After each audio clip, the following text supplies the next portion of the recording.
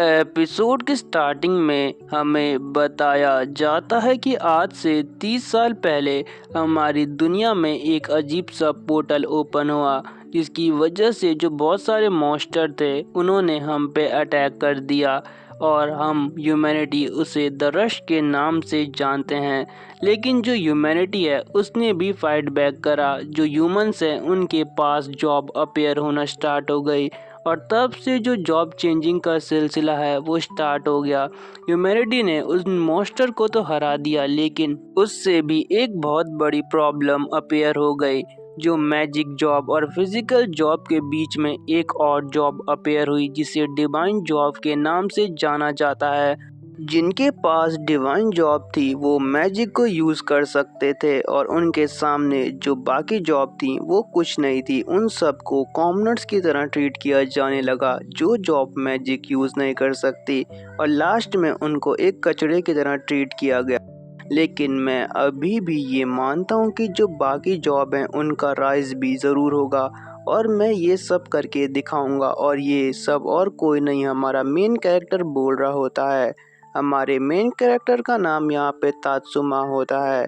तात्सुमा यहाँ पे कहता है कि मुझे अर्थ से इस दुनिया में भेजा गया है और मैं एक जॉब चेंजर हूँ। इसके बाद आगे हम यहाँ पे देखते हैं कि एमसी कहता है कि 3 साल पहले मुझे 2 कॉमनर्स ने गोद लिया था और उन्होंने मुझे बहुत प्यार से पाल कर बड़ा किया।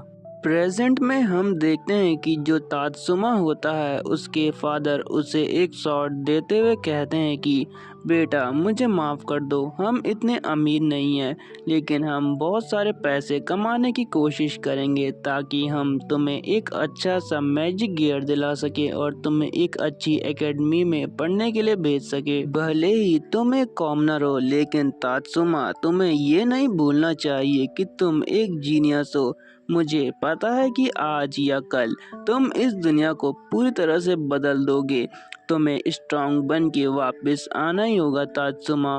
तात्सुमा यहाँ पे मन में सोचता है कि मुझे अभी जो डिवाइन क्लास वाले लोग हैं वो बिल्कुल नीची नज़रों से देखेंगे, तो मुझे इन सब चीज़ से थोड़ा सावधान रहना होगा। तात्सुमा यहाँ पे कहता है कि जो नोबल्स हैं वो मुझे कुचलने की पूरी कोशिश करेंगे, लेकिन वो ये बिल्कुल नहीं समझ सकते कि उनके पास कितना भी टैलेंट क्यों ना हो, वो मुझे आगे बढ़ने से बिल्कुल नहीं रोक सकते। वो हमें एक कचड़े की तरह ट्रीट करते हैं, लेकिन जब मेरे फादर ने मेरे हाथ में ये शॉट दी तो मुझे पता चला कि इन्फेरिटी क्या होती है। चाहे हम कितनी भी कोशिश कर ले, हमें यही जीना पड़ेगा। लेकिन अब मैं ऐसा बिल्कुल नहीं होने दूंगा, क्योंकि मैं बहुत जल्द ये सब कुछ बदलने वाला हूँ। आगे हमारा सीन यहाँ पे शिफ्ट होता है। तात्सुमा यहाँ पे अपने मदर और डैड से कहता है कि ये मेरे लिए इनफ है, मैं इस एक शॉट के साथ भी पावरफुल बन सकता हूँ। आप दोनों ने पहले ही मेरे लिए बहुत कुछ कर चुका है, तो अब मुझे इस बारे में टेंशन लेने की कोई ज़रूरत नहीं कि आपने मुझे क्या दिया है। बस मुझे पता है कि आप चाहते हैं कि मैं स्ट्रांग बनूं, और ये मैं करके दिखाऊंगा। जितना आप चाहते हैं मैं उतना ही स्ट्रांग बनूंगा, ताकि मैं इस दुनिया से जो भेदभाव है उसे ख़त्म कर सकूं। और इस सीन के बाद हमारा सीन यहाँ पे शिफ्ट होता है। यहाँ पे कोई कहता है कि जो नेक्स्ट जॉब चेंजर है वो है तात्सुमा, और यहाँ पे ये और कोई नहीं, हमारा मेन कैरेक्टर ही होता है। यहाँ पर हम देखते हैं कि एक आदमी एक अजीब से गोले के सामने खड़ा होता है। यहाँ पे हमें बताया जाता है कि जो तात्सुमा है उसने बहुत परफेक्ट स्कोर के साथ यहाँ पे एग्जाम को पास करा है, इसीलिए आज वो यहाँ पे खड़ा है। तभी यहाँ पे जो डिवाइन क्लास के बच्चे हैं उनमें से एक कहता है कि चाहे ये कुछ भी कर ले, लास्ट में ये एक कचड़ा ही है, क्योंकि स्वॉर्ड्समैनशिप से कोई आगे नहीं बढ़ सकता अगर इसके पास मैजिक ना हो। जब ये सब चीज़ कॉमनर क्लास के बच्चे सुनते हैं तो उन्हें बहुत गुस्सा आता है। वो डिवाइन क्लास के उस लड़के को घूरते हुए देखने लग जाते हैं, लेकिन तभी जो डिवाइन क्लास का लड़का होता है वो कहता है कि आखिर तुम सब कचड़ों की मुझे ऐसे देखने की हिम्मत कैसे हुई, तुम्हारी मेरे सामने कोई औकात नहीं, इसलिए अपनी आंखें यहाँ पे नीचे कर लो। तभी वहाँ पे एक दूसरा लड़का आता है जिसके आसपास दो लड़कियां होती है। वो लड़का कहता है कि ये ज़रूर एस रैंक के सपने देख रहा होगा, लेकिन तब भी इसकी कुछ ज़्यादा इज्जत नहीं रहेगी, क्योंकि तुम तब भी एक कॉमनर ही रहोगे, क्योंकि तुम कभी चूजन वन के सामने नहीं टिक सकते। जब वो ये सब कह ही रहा होता है, तभी यहाँ पे तात्सुमा अपनी जॉब चेंजिंग स्टार्ट कर देता है। तात्सुमा यहाँ पे कहता है कि चलो देखते हैं कि आखिर गॉड ने मेरे लिए क्या रखा है, क्या कुछ प्रीशियस होगा या यहाँ पे मेरी फिर से बेइज्जती होने वाली है। आगे हम देखते हैं कि यहाँ पर जो वहाँ पे सिस्टम है उसके अंदर से एक बहुत तेज लाइट निकलती है और आता है डी रैंक स्वॉर्ड्समैन। यहाँ पर जो कॉमनर क्लास के लोग रहते हैं वो ये सब देख के थोड़े उदास हो जाते हैं, क्योंकि बिल्कुल ये फ्रूटफुल रिजल्ट नहीं था। और यहाँ पे जो कॉमनर्स हैं उनमें से कुछ परेशान और कोई रोने लग जाते हैं। वो कहते हैं क्या हमें ऐसे स्ट्रगल करना होगा ज़िंदगी भर। लेकिन तभी हम देखते हैं कि जो डिवाइन क्लास के लोग हैं वो यहाँ पे जो हमारा मेन कैरेक्टर है उसका मजाक उड़ाने लग जाते हैं। लेकिन हमारा मेन कैरेक्टर तो यहाँ पे वही सोच रहा होता है जो हम सोच रहे हैं, क्योंकि वो बिल्कुल यहाँ पे ओवर पावर बनने वाला है। अब वो जो चाहता था वो उसे मिल चुका है। यहाँ पर जो तात्सुमा होता है वो खुश होते हुए कहता है कि आखिरकार मुझे बॉटम से किसी चीज़ को प्रैक्टिस करने का मौका मिलेगा, तो ये मेरे लिए बहुत अच्छा है कि मुझे डी रैंक मिली है और ये मेरे लिए बिल्कुल परफेक्ट है। यहाँ पर जो ब्लैक कोट में आदमी है वो कहता है कि चलो तुम्हारी जॉब चेंजिंग कंप्लीट हो चुकी है, तो तुम्हारा एक ट्रायल होने वाला है। जो भी उस ट्रायल में जैसा परफॉर्म करेगा उस बेसिस पे उसे बताया जाएगा कि वो ड्रैगन यूनिवर्सिटी जा रहा है या नहीं जा रहा है। इसके बाद जो डिवाइन क्लास के बच्चे होते हैं वो ये शर्त लगाने लग जाते हैं कि जो तात्सुमा है वो बिल्कुल लास्ट आने वाला है, क्योंकि इस साल वो अकेला कॉमनर है जो इस एग्ज़ाम में पार्टिसिपेट करने वाला है। यहाँ पे इंस्ट्रक्टर सबसे कहते हैं कि मैं जैसे जैसे नाम लूँ वैसे वैसे तुम्हें इस पोर्टल के अंदर एंटर करना है। तभी जब इंस्ट्रक्टर ये सब कुछ बोल रहा होता है, वहाँ पे एक लड़की की एंट्री होती है जिसका नाम होता है रिन। बोल रहा हूँ मैं से रिन। यहाँ पे बताया जाता है कि जो रिन है वो एक ट्रिपल एस रैंक जीनियस है और वो एक आर्चर है। फिर हमें इस लड़की का जो रिन है उसका फाइनल लुक दिखाया जाता है। यहाँ पे इंस्ट्रक्टर भी कहता है आखिरकार तुम यहाँ पे पहुँच ही गई।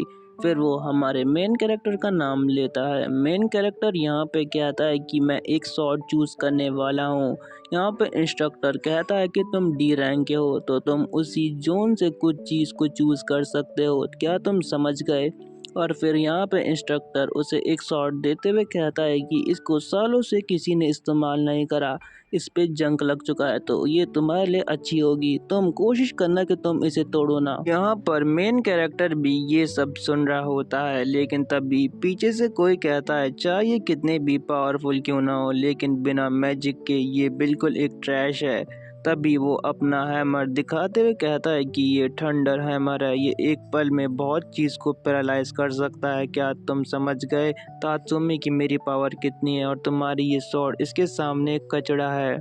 तात्सुमा यहाँ पे उसे घूरते हुए कहता है कि इस पे जंग लग चुका है, इसलिए इसका बैलेंस मुझे अच्छा लग रहा है, तो ये मुझ जैसे कॉमनर के लिए तो बिल्कुल परफेक्ट है।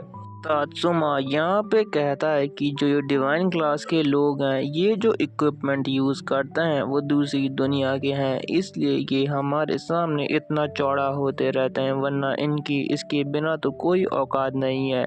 आगे हमारा सीन यहाँ पे शिफ्ट होता है। यहाँ पे इंस्ट्रक्टर कहता है कि मैं तुम्हें रूल्स बताता हूँ। इस जंगल के अंदर बहुत सारे मॉन्स्टर है और तुम्हें इन्हें हंट करना है। तुम्हें डरने की कोई ज़रूरत नहीं, क्योंकि लेवल 1 और 2 के हैं। अगर तुम अपनी क्लास का अच्छे से यूज़ करो तो तुम्हें कोई खतरा नहीं होगा, और इसके लिए तुम पार्टीज भी बना सकते हो। लेकिन एक बात ध्यान रखना, अगर तुम पार्टी बनाओगे तो तुम्हें अपने जो कंट्रीब्यूशन पॉइंट है वो सब में बराबर डिवाइड करने होंगे। डिवाइन क्लास वाले बच्चे यहाँ पे तात्सुमा का मजाक बनाते हुए कहते हैं कि तुम्हें अपनी यहाँ पे बेइज्जती नहीं करानी चाहिए, तुम चुपचाप यहाँ से वापस चले जाओ, क्योंकि कोई भी तुम्हारे साथ पार्टी फॉर्म नहीं करेगा, क्योंकि ऑब्वियसली कोई भी लास्ट नहीं आना चाहेगा, तो तुम यहाँ से वापस चले जाओ। तभी रिन तात्सुमा के सामने आते हुए कहती है क्या तुम अकेले यहाँ पे टेस्ट देने वाले हो। तो यहाँ पे तात्सुमा कहता है कि मैं किसी के साथ पार्टी नहीं बनाना चाहता और ना वो मेरे साथ, इसलिए मुझे ज़्यादा टेंशन लेने की ज़रूरत नहीं है। रेन यहाँ पे कहती है कि तुम एक लोन वुल्फ हो, तो यहाँ पे जो हमारा मेन कैरेक्टर है वो कहता है कि अगर इस लोन वुल्फ को किसी ने छेड़ने की हिम्मत करी तो उसका हाल बहुत बुरा होगा, और इसी के साथ वो सबसे कहता है कि तुम सबसे अब ट्रेनिंग ग्राउंड में लड़ाई होगी। तो इसी के साथ ये एपिसोड एंड हो जाता है।